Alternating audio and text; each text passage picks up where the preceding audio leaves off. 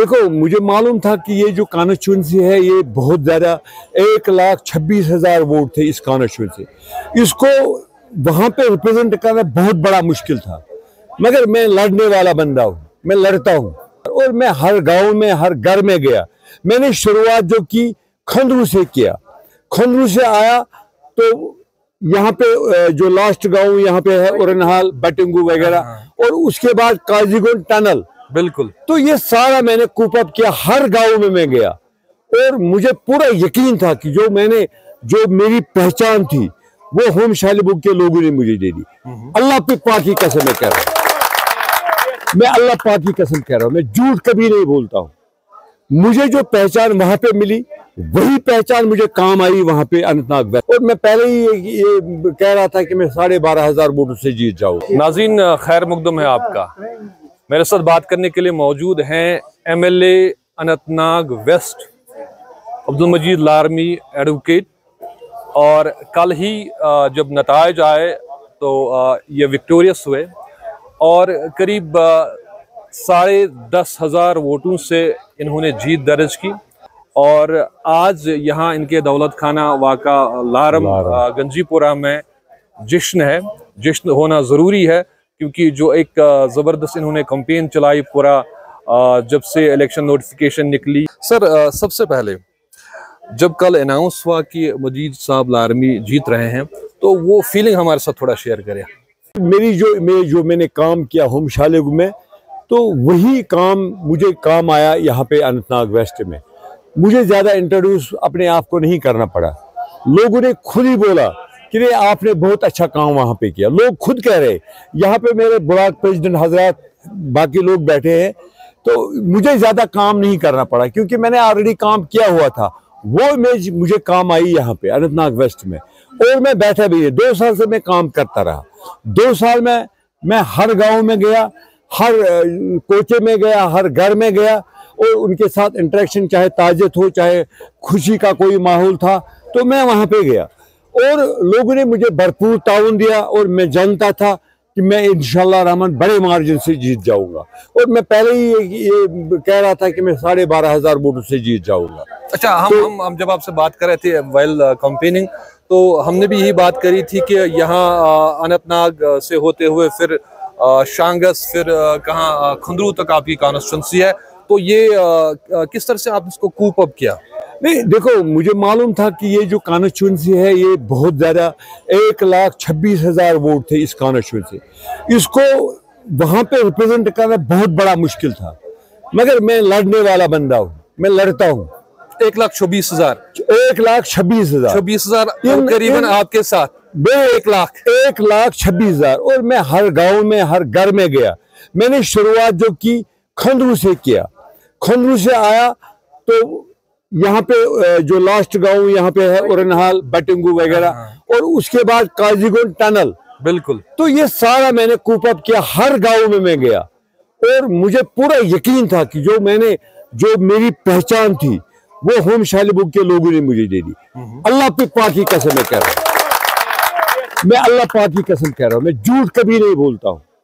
मुझे जो पहचान वहां पे मिली वही पहचान मुझे काम आई वहां पे अनंतनाग वेस्ट में। वही मैं कहने की, और मैं उसी मतलब बलबूते पर कह रहा था कि मैं 12,000 से ऊपर इंशाल्लाह रहमान लीड ले लूंगा। 1 लाख लोगों ने 1 लाख लोग हैं जिन्होंने वोट आपको नहीं डाला, कुछ लोगों ने नोटा को डाला, उन 1 लाख लोगों के लिए क्या मैसेज है? नहीं, देखो, ये तो कुदरती बात है, वोट सारे यहाँ पे जो 1,26,000 वोट तो नहीं पड़े, 50% लोग वोट पड़े। तो कई लोग ये समझते हैं कि चलो अब मेरा बाप गया, जरूरी नहीं मैं भी जाऊं, तो इजी लेते, नहीं लेना चाहिए। मेरे हिसाब से राशन उसको नहीं देना चाहिए जो वोट नहीं डालेगा, क्योंकि जब लोग वोट डालने जाते हैं तो हर अच्छा बंदा सामने आता है। बिल्कुल। अगर हम घर में बैठेंगे, एक बंदा जाएगा वोट डालने के लिए, वो बंदे सामने आते हैं जिनकी कोई इमेज नहीं होती है, जो चोर डाकू बाकी लोग होते हैं तो वही सामने आते हैं।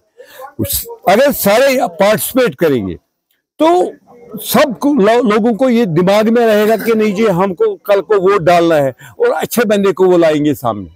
और आज अगर 50% वोटिंग यहाँ पे हो गई तो मुझे लगता है कि मतलब जो मैंने काम ऑलरेडी किया हुआ है तो जो होम शालिब के 10 गांव मेरे साथ थे, जो काम मैंने वहाँ पे किया था।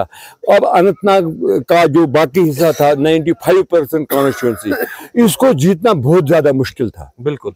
मैंने एक चैलेंज दिया था, मैंने कहा 9 कैंडिडेट हैं, 9 में से मुझे सिर्फ ये कैंडिडेट इतना नाम बताए, 50 गाँव का नाम मुझे बताए। जो मेरा हरीफ था पीडीपी से, वो एक गाँव में गया, वहां पे उसने बोला इस गाँव का नाम क्या है। वहां पे लोगों ने उसको कहा कि आप अब्दुल मजीद लारमी से पूछो इस गांव का नाम क्या है। अच्छा, 1,26,000 वोटर्स जो आपकी कॉन्स्टिट्यूंसी में हैं, उनके लिए क्या मैसेज और क्या कुछ खास अब करेंगे? अब देखो, मेरी मैसेज तो यही है कि हमें डेवलपमेंट करनी है। सबसे पहले तो मैं यही कहूँगा कि हमें जिस चीज़ के लिए लोगों ने आज वोट किया, मैं नहीं मानता हूँ लेन ड्रेन ट्रांसफार्मर के लिए वो लोगों ने वोट दिया।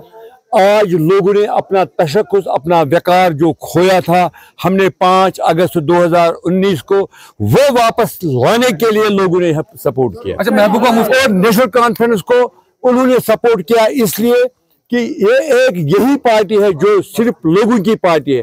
बाकी जितनी भी पार्टियां यहाँ पे है वो एजेंसियों की बनाई गई पार्टी है। कल महबूबा मुफ्ती का बयान आया कि लोगों ने अपोजिशन को नहीं चुना बल्कि उन्होंने एक गवर्नमेंट को चुना, तो एक नरम लहजा अब महबूबा मुफ्ती जी का, इसका कैसे लेते हैं? महबूबा जी को तो ये कहना ही पड़ेगा। अब तो उसको कुछ ना कुछ, पहले वो कहती कि हम किंग मेकर है, न किंग रही न कोई किंग मेकर रही, तो अब उसकी बात क्या करें? क्या वजह रही इतना बड़ा डिबैकल? पीडीपी बिल्कुल साउथ कश्मीर के बराबर। डिबैकल यही है जो उसने मतलब ऐसी बातें की, जो उसने टॉफी और मिठाई की बात की, जो उसने यहाँ पे हमने बोला था तब 2014 में, मैं एमएलए था तब भी मैंने बोला था उमर साहब की मतलब वहाँ पे मीटिंग में मैंने बोला जनाब हम लिख कर दे देंगे मुफ्ती साहब को, क्या हम आपको अनकंडीशनल सपोर्ट देंगे।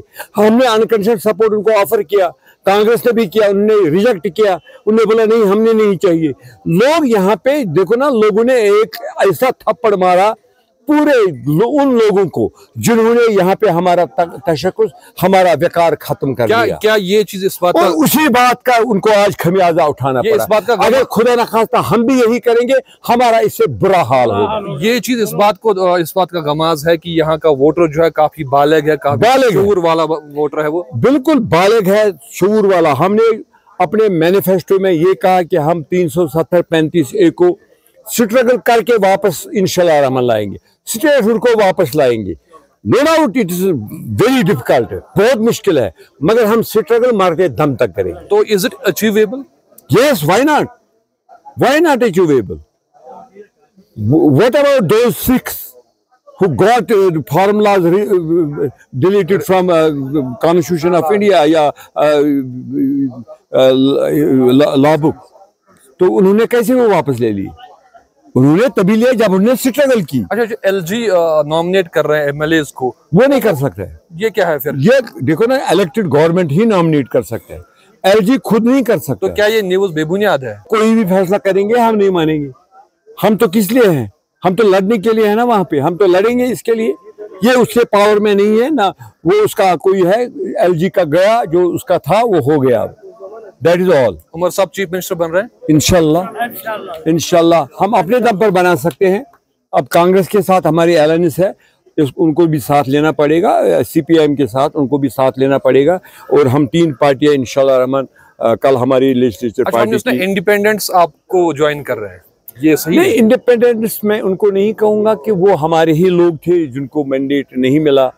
चाहे मैं उधर शुपेन की बात करूँ, शबीर कुल्ले की बात करूँ, या पीर पंचाल में वो मुजफ्फर खान की बात करो, और भी कुछ 4-5 लोग हैं जिनको जो मतलब एस्पेरेंट थे मैंडेट के लिए, उनको नहीं मिला तो वो बागी हो गए, तो उन्होंने खुद लड़ा, तो वो वापस आएंगे अपनी पार्टी में। अच्छा, कांग्रेस को जम्मू डिवीजन में इतना डाउनफॉल क्या? उन्होंने कोई कंपेन ही नहीं वहां पे की। वो गए पता नहीं हरियाणा में गए, कहाँ पे गए, उन्होंने कंपेन ही नहीं किया। उमर साहब ने उनको बोला था आप जम्मू में बैठ के कंपेन करो, कश्मीर को छोड़ दो, कश्मीर हम देख लेंगे। उन्होंने खुद वहां पे गए। तो कह रहे गुलाम नबी आजाद कांग्रेस में नहीं थे तो जम्मू की सीट्स इसलिए उनको लॉस। नहीं, गुलाम नबी आजाद तो खुद खत्म हुआ है, उसका है ही नहीं कुछ। अगर उसका होता तो फिर खुद कोई सीट जीतता। वो तो उनका तो टोटल डिबैकल हो गया। अल्ताफ बुखारी का नाम कहाँ पे है, गुलाम नबी आज़ाद का नाम कहाँ है, सजाद लोन का नाम कहाँ है, इंजीनियर रशीद का नाम, उसका भाई खुद हार रहा था, पता नहीं कैसे वो थोड़ा सा उधर इधर जुगाड़ करके वो सीट निकाल। यही मैं पूछने वाला था आपसे, इंजीनियर रशीद का जो एक वेव आई थी चंद दिन पहले, वो वेव कहीं नजर नहीं आ रही? वो वेव उसकी नहीं थी, वो गवर्नमेंट ऑफ इंडिया की वेव थी, बनाई गई थी, वो क्रिएट की गई थी वेव, वो उसके हक में क्रिएट की गई थी। जो उमर साहब को पार्लियामेंट इलेक्शन में हराना, वो सारी क्रिएट की गई थी, क्योंकि ये विक्टिम है, विक्टिम कार्ड खेल रहा है।